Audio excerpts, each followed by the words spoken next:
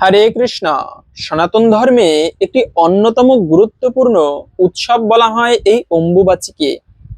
যে সময়ে বসুমাতা তিনি ঋতুমতী হয়, এজন্য বসুমাতাকে কৃতজ্ঞতা জানানোর উৎসব হচ্ছে এই অম্বুবাচী।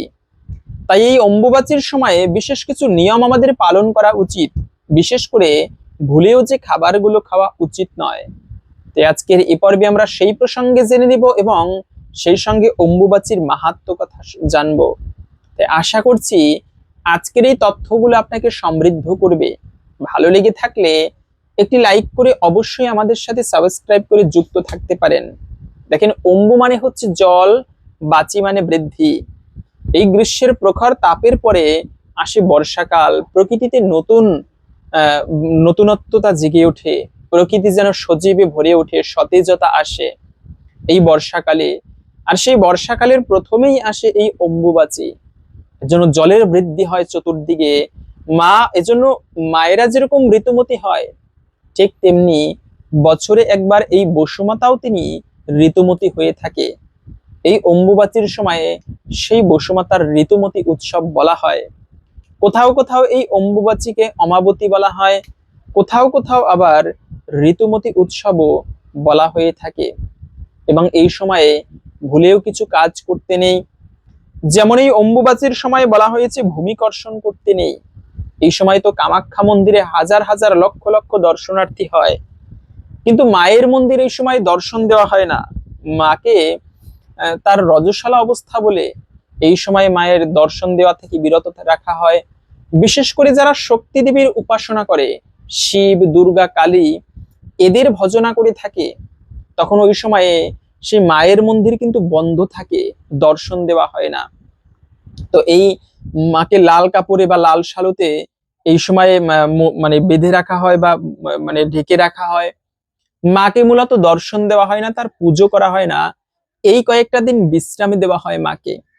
এজন্য এই অম্বুবাচী তিথি সেজন্য আরো বেশি গুরুত্বপূর্ণ। বিশেষ করে যারা শাক্তমতীও রয়েছে। এখন এই শাক্তমতীও কারা? যারা শক্তি দেবী, দুর্গা, তারপরে হচ্ছে কালী মাতা, এদের উপাসনা করে থাকে। তো এদের জন্য বিশেষ করে এরা বিশেষ ভক্তি ভরে এই অম্বুবাচী তিথি খুবই গুরুত্বের সহিত পালন করে থাকে। তো আপনিও পালন করতে পারেন।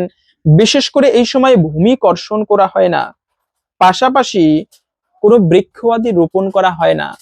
এই অম্বুবাচীর কয়টা দিনে বৃক্ষাদি রোপণ করা থেকে বিরত থাকা হয়। মূলত আমরা তো জানি 51টা সতীপীঠ রয়েছে কালী মায়ের ভক্তদের কাছে, খুবই গুরুত্বপূর্ণ এই সতীপীঠ। সেই 51টা সতীপীঠের মধ্যে সনাতন ধর্মাবলম্বীদের কাছে 51টা সতীপীঠের মধ্যে একটি অন্যতম শ্রেষ্ঠ পীঠ হচ্ছে মায়ের সেই কামাখ্যা মন্দির, যেখানে মায়ের পবিত্রতম অঙ্গ যোনিদেশ পড়েছিল। সেজন্য সেই কামাখ্যায় বিশেষ কিন্তু কোনো মূর্তি নেই, একটি পাথরের ফাটলকে মায়ের যোনিজ্ঞানে পুজো করা হয়। এখন অনেকে ভাবতে পারেন যোনি পুজোটা কেমন, কিন্তু না, যেখান থেকে সৃষ্টির শক্তির প্রতীক। এই এই অম্বুবাচী তিথি উৎসব আমাদের কি শেখায়?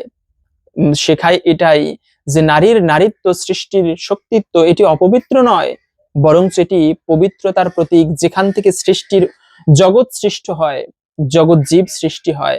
এজন্য মায়ের সেই যোনিদেশের পুজো, সেখান থেকে একটি ঝর্ণা বের হয়। এই সময় ভক্তরা বিশ্বাস অনুযায়ী মনে করা হয় সেখান থেকে মানে লাল রঙের ঝর্ণা পড়তে থাকে। এজন্য মায়ের সেই কামাখ্যা মন্দিরে লক্ষ লক্ষ দর্শনার্থী হয়ে থাকে। পাশাপাশি এই অম্বুবাচীর সময়ে বিশেষ খাবারের প্রচলন রয়েছে। যেমন মাকে বা আমদুধ খাওয়া হয়, এতে স্বাস্থ্য ভালো থাকে আয়ুর্বেদিক মতে।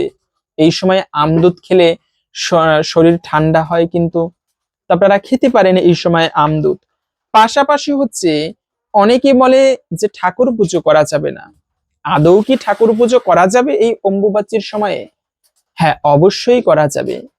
শুধুমাত্র শক্তি দেবী, দুর্গা, কালী, এদেরকে লাল কাপড়ে মানে লাল কাপড় সামনে দেওয়া হয় বা লাল কাপড়ে মুড়িয়ে রাখা হয়। কিন্তু ইষ্টদেবের যে পুজো, নিত্যকর্ম, গুরুমন্ত্র জপ, এগুলো অবশ্যই করা যাবে বাড়িতে।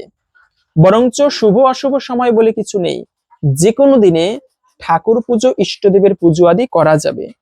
সেই সঙ্গে এই দিনে মন্ত্র উচ্চারণ করা যাবে কিনা?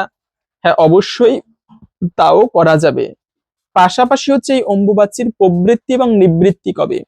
তো অম্বুবাচীর প্রবৃত্তি শুরু হবে 22শে জুন সোমবার রাত্র 9টা 10 মিনিট থেকে 26শে জুন শুক্রবার সকাল 10টা 33 মিনিটের মধ্যে, সকাল 9টা 33 মিনিটের মধ্যে শেষ হবে। তো এই হচ্ছে বিষয়, অম্বুবাচীর প্রবৃত্তি এবং নিবৃত্তি এই সময়ের মধ্যে থাকবে এবং শেষ হবে। কিন্তু এই অম্বুবাচীর সময় ভুলেও যে খাবারগুলো খাওয়া উচিত নয়। মূলত অম্বুবাচীর সময়টা খুবই পবিত্রতম সময়।